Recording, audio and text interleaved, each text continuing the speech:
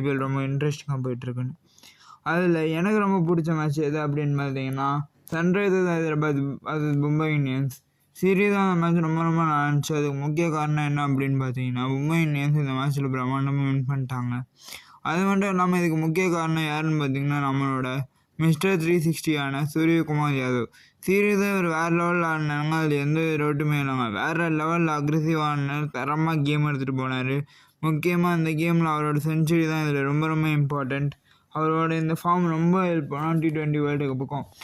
எப்படியும் மும்பை இந்தியன்ஸ் பார்த்தீங்கன்னா ஒரு மேட்ச் தோற்கிறாங்க, ஒரு மேட்ச் ஜெயிக்கிறாங்க, ஒரு மேட்ச் தோற்குறாங்க, மறுபடியும் ஒரு மேட்ச் ஜெயிக்கிறாங்க, ஒரு மேட்ச் தோற்குறாங்க.